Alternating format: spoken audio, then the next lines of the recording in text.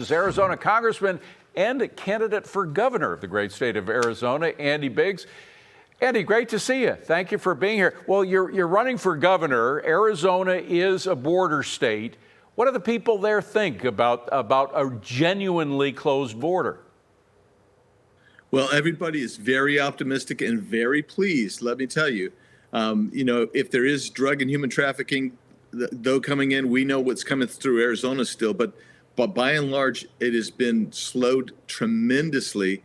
And as you know, David and Olivia, Arizona was essentially ground zero with more people coming through and being dispersed throughout the country. So we're elated that the border is closed. Congressman, I'm curious about what you make of, kind of increasing this offer for self-deportations, which seem like they've been incredibly effective for this year, a historic year for outflow of migrants. And we've got 1.9 million self-deportations seeming to take advantage of the $1,000 offer. Now that's being increased to $3,000. What do you make of the increase in that offer and the progress that's been made so far on the deportations? Well, I don't think it's a bad idea, and I'll tell you why. Because they're trying a carrot approach to this instead of just a carrot and stick approach, and we actually save almost $15,000 per person doing this type of incentive to leave.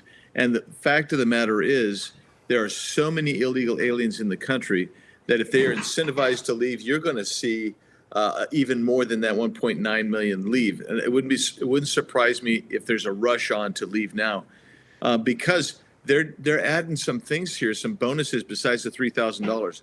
Not the least of which is you could actually one day get back in line and try to come in here the right way. And that just doesn't happen if we get hold of you and we get a removal order and we remove you from the country. Guess what? You're not ever coming back. And that's a good incentive for people to voluntarily leave. I'm just wondering what the economic effect of has been on, particularly on those businesses in Arizona, a lot of which rely on immigrants, whether they're legal or illegal. Have they been affected by either the deportations, whether self-deportation or not, or the slowdown in immigration flow? No, not really. I mean, Arizona actually, we need to create more jobs and get more people working. But the bottom line here is I'm not finding from any businesses that I'm talking to that they wish that we still had an open border with illegal aliens in it. And I'll give you an example. One of the biggest farming areas in the country for winter vegetables is Yuma, Arizona area. And they really want this closed. Now, the only thing they want is that they have people that are legal that need to be processed a little bit faster. And once that happens, then they're good to go. But they are glad that the border's been closed down. And why? Because people were coming through and contaminating their fields and causing problems that way. So we're not seeing anything like that, David, Olivia. Congressman, I want to ask you about something kind of related to immigration here. You are probably aware nearly 130 of your Democratic colleagues there in Congress not too happy with the Trump administration at the moment, because the Trump administration could soon implement a rule that could block green cards for people who are receiving welfare assistance. So essentially, this move would allow the federal government to deny someone a green card if they're getting some type of public entitlement or benefit like Medicaid or food stamps. We're hearing from some Democrats, like Representative Adriano Espaillat, a Democrat from here in New York. He's basically saying this is going to scare away people from health care or food help that they need. But I'm sure there's another side to that. What are your thoughts there, Congressman Biggs? Well, we have always been very generous to allow people to come in to this country to get green cards and get in the process to get in line to do this right. But one of the key components has always been you can't be a charge on the American public.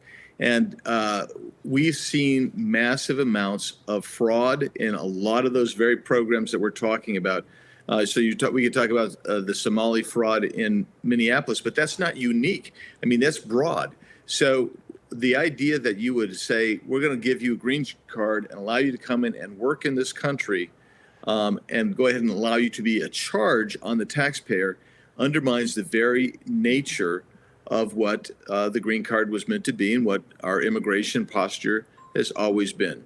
You know, Milton Friedman, long ago, about 50 years ago, he said open immigration combined with a welfare state is a toxic combination because people will come here not to work, but to go on welfare. They want a free ride. We've seen that in various areas. We live here in New York City. I mean, you saw a perfect example of that when they were giving out hotel rooms, free food, even debit cards where they could pull cash right out of the bank. I mean, that's why you want people to come here to work, and you want their ability to work to match our needs. When those needs match, it's a perfect combination. When they come here just to get welfare, it's a toxic one. No? No, that's exactly right. And then they have a different frame of mind of coming. So we want people coming to this country who want to assimilate into the country, that say, we love what the American government is, we love the Constitution, we want to participate in that American dream, and we want to be part of the fabric of American life, not coming in to just enjoy the benefits of welfare. And, you know, the social welfare safety net in America is already strained beyond almost anything you can imagine. Congressman Andy Biggs, thank you so much for joining us. We'll follow you on the campaign trail in your race for governor there in Arizona. Thank you very much. And Merry Christmas to you. Thanks for being here.